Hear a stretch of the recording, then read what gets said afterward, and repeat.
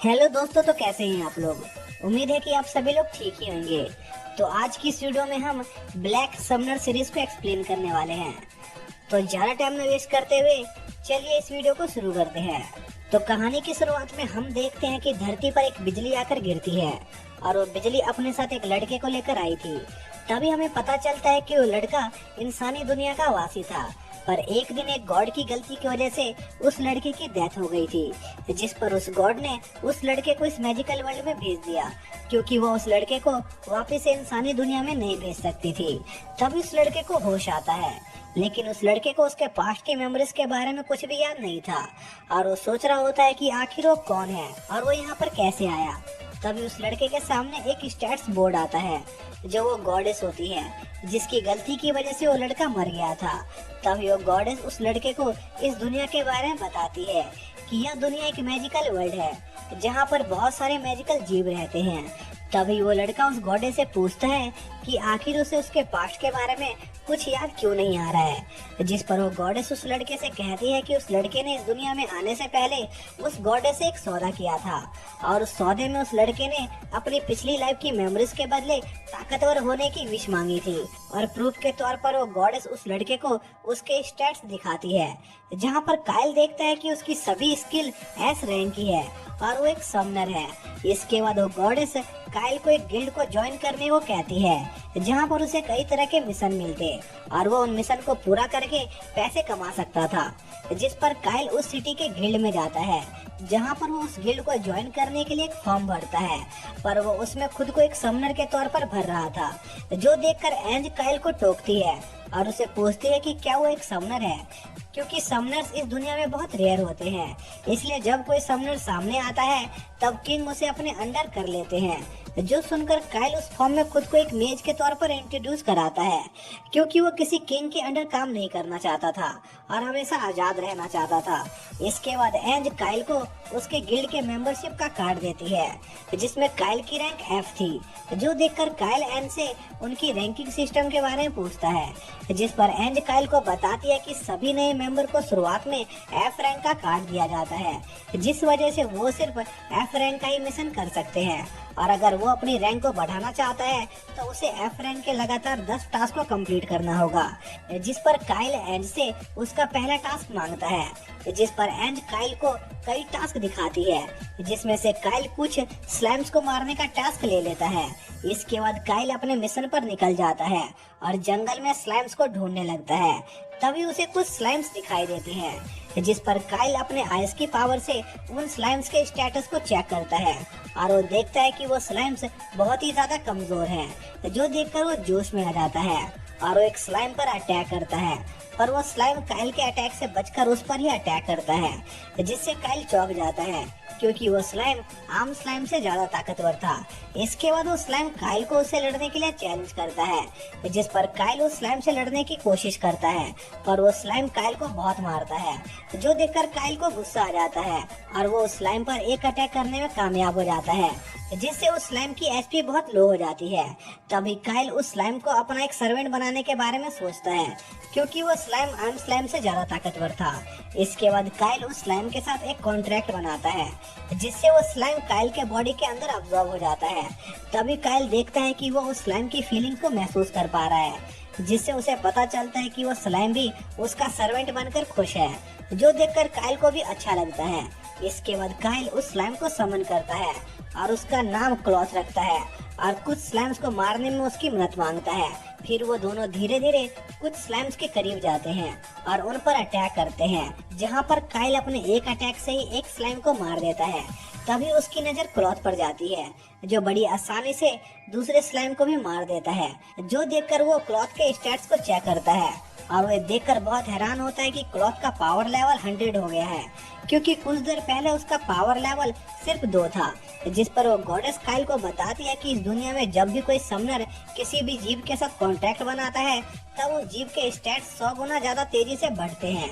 जो जानकर काइल थोड़ा खुश हो जाता है। इसके बाद काइल क्लॉथ को अपने अंदर अब्सॉर्ब कर लेता है और गिल्ड से अपनी पहली कमाई ले लेता है और एक होटल ढूंढने लगता है। इसी दौरान रास्ते में उसे एक स्लेव ट्रेडर दिखाई देता है, जो कुछ फीमेल स्लेव्स को बेच रहा था। तभी काइल की नजर एक एल्फ स्लेव पर जाती है, जो आम स्लेव से थोड़ी अलग थी। लेकिन काइल वहाँ से चला जाता है क्योंकि उसके पास उस स्लेव को खरीदने जितने पैसे नहीं थे। फिर वो एक होटल में रुकता है जहाँ का खाना बहुत अच्छा था, जिसके अगले दिन काइल दोबारा से क्लॉथ के साथ अपने काम पर निकल जाता है और धीरे धीरे अपने कई टास्क को कंप्लीट कर देता है, जिससे काइल भी धीरे धीरे ताकतवर हो रहा था। इसी दौरान हम एंज को देखते हैं जो काइल के लिए बहुत खुश थी क्योंकि काइल का गिल्ड में प्रमोशन हो गया था और अब उसकी रैंक ए हो गई थी। तभी काइल एंज से एक डी रैंक का मिशन मांगता है, जो देखकर गिल्ड के सभी लोग बहुत हैरान होते हैं क्योंकि उन्हें लग रहा था कि काइल ज्यादा ही शो ऑफ करने की कोशिश कर रहा है। इसी दौरान वहाँ पर कैस नाम का एक एडवेंचरर आता है जो काइल को उसके साथ एक नाइट गोस्ट को मारने चलने को कहता है, जो सुनकर एंज काइल को इस मिशन पर जाने से मना करती है क्योंकि वो गोस्ट नाइट एक बी रैंक का मॉन्स्टर था जो बहुत खतरनाक होते हैं। और इसी दौरान उस गिल्ड के कुछ लोग कैस के बारे में बात कर रहे होते हैं कि वो एक बहुत ही बुरा आदमी है क्योंकि कैस नए एडवेंचरर को हमेशा एक चारे की तरह इस्तेमाल करता था। तभी काइल कैस के ऑफर को रिजेक्ट कर देता है और उसे चैलेंज करता है कि जो उस नाइट को पहले हराएगा उसे इस टास्क का सारा पैसा मिलेगा, जिस पर कैस मान जाता है और वहाँ से चला जाता है। इसी दौरान हम कैस को देखते हैं जो अपने कुछ साथियों से मिलने जाता है और उनके साथ एक प्लान बनाता है कि जब काइल उस नाइट गोस्ट को कमजोर कर देगा तब वो लोग उस नाइट गोस्ट और काइल दोनों को जान से मार देंगे और उस नाइट गोस्ट के मारने का सारा इनाम जीत जाएंगे। जिस पर वो सभी नाइट गोस्ट के जगह पर जाते हैं जहाँ पर वो देखते हैं कि काइल ने पहले ही वहाँ के सभी डेड मॉन्स्टर को जान से मार दिया है। तभी काइल उन सभी को बताता है कि उसे उनके प्लान के बारे में सब कुछ पता चल गया है, इसलिए वो आज उन लोगों को छोड़ेगा नहीं। जो सुनकर कैस के एक साथी को गुस्सा आ जाता है और वो काइल पर हमला करने की कोशिश करता है, पर काइल उसे एक दलदल में फंसा देता है और कैस और उसके दूसरे साथी पर अपने मैजिक से अटैक करता है, जो देखकर कैस का एक साथी वहाँ से भाग जाता है। लेकिन तभी काइल क्लॉथ को वहाँ पर समन करता है जो अब इवॉल्व हो गया था और एक स्लाइम किंग जितना पावरफुल हो गया था। इसके बाद क्लॉथ कैस के उस साथी को हरा देता है और साथ ही उस मोटे आदमी को भी हरा देता है, जो देखकर कैस को बहुत गुस्सा आता है और वो काइल को मारने की कोशिश करता है पर वो भी हार जाता है। फिर काइल नाइट गोस्ट के कमरे में जाता है जहाँ पर वो नाइट गोस्ट काइल से लड़ने के लिए तैयार हो जाता है। तभी सीन शिफ्ट होता है और हम देखते हैं कि वो नाइट गोस्ट काइल के साथ बातें कर रहा है क्योंकि आज तक जितने भी एडवेंचर उससे लड़ने आते थे वो सभी उस नाइट गोस्ट से डरकर वहाँ से भाग जाते थे और बस काइल ने ही उस नाइट गोस्ट से लड़ने की कोशिश की थी। तभी काइल उस नाइट गोस्ट से कहता है कि वो उसे अपना सर्वेंट बनाना चाहता है क्योंकि वो एक ताकतवर टीम बना रहा है, जिस पर वो नाइट गोस्ट काइल से कहता है कि अगर वो उसे लड़ाई में हरा देगा तो वो उसका सर्वेंट बनने को तैयार हो जाएगा। जिसके बाद उनकी लड़ाई शुरू हो जाती है और वो दोनों एक दूसरे पर अटैक करना शुरू कर देते हैं और एक दूसरे को बराबरी की टक्कर दे रहे होते हैं। तभी काइल उस नाइट पर अपने एक स्पेल से अटैक करता है जिससे उस नाइट को उसके पास्ट की याद आ जाती है, जहाँ पर हम देखते हैं कि वो नाइट अपने किंगडम का जनरल हुआ करता था और उसकी लाइफ काफी अच्छी चल रही थी। पर एक दिन उसके किंगडम में एक आदमी आया जिसने उस नाइट के किंगडम को उसके अंडर शामिल होने को कहा, लेकिन उस नाइट के राजा ने उस आदमी के ऑफर को एक्सेप्ट करने से मना कर दिया, जिस पर उस आदमी ने उस नाइट के किंगडम में एक वायरस छोड़ दिया, जिस वजह से उस किंगडम के सभी लोगों की मौत हो गई और साथ ही उस नाइट की वाइफ भी उस वायरस की वजह से मर गई। जिस पर वो नाइट अपनी बेटी को लेकर उस किंगडम से दूर जाने लगा, पर रास्ते में उसकी बेटी भी मारी गई और यह सब याद करके उस नाइट को गुस्सा आ जाता है और वो काइल पर अपनी पूरी पावर से अटैक करने लगता है और उससे उसका बदला लेने में मदद मांगता है, जिस पर काइल उस नाइट की बात मान जाता है और उस नाइट पर अपने सबसे पावरफुल अटैक से हमला करता है, जिससे वो नाइट हार जाता है। इसके बाद काइल अपने टास्क के पैसे लेकर अपने गिल्ड से जा रहा होता है। तभी उसकी मुलाकात उसके गिल्ड मास्टर से होती है, जो अपनी आंखों की पावर से पहचान लेते हैं कि काइल एक समनर है, जिस पर वो काइल से पूछते हैं कि आखिर उसने अपनी इस सच्चाई को सबसे छुपाकर क्यों रखा है। जिस पर काइल गिल्ड मास्टर को बताता है कि वो किंग के अंडर काम नहीं करना चाहता है और आम लोगों जैसी लाइफ जीना चाहता है, इसलिए उसने सबसे ये बात छुपा कर रखी है कि वो एक समनर है। तभी वो गिल्ड मास्टर काइल से कहता है कि वो जानता है कि काइल दूसरी दुनिया से इस दुनिया में आया है, क्योंकि वो उसके जैसे और भी कुछ लोगों से मिल चुका है जिन्हें हीरोज के नाम से जाना जाता है और उन्हें डर्मिस किंगडम के एक राजकुमारी ने इस दुनिया में समन किया था, क्योंकि जल्दी ही डीमन किंग जागने वाला है। जो सुनकर काइल बहुत चौंक जाता है। फिर गिल्ड मास्टर काइल से उस डीमन किंग को रोकने में उसकी मदद मांगता है, क्योंकि वो हीरोज अकेले उस डीमन किंग को नहीं हरा सकते थे। और बदले में वो गिल्ड मास्टर काइल के एक समनर होने की बात सबसे छुपा कर रखने का वादा करता है, जिस पर काइल मान जाता है और वहाँ से चला जाता है और अपने होटल पहुँचता है, जहाँ पर वो सोचने लग जाता है कि जब वो डीमन किंग जाग जाएगा तब वो उसका सामना कैसे करेगा। इसलिए वो अपनी टीम को और बड़ी करने का फैसला करता है और क्लोथ से उसके पैसे बाहर निकालने को कहता है,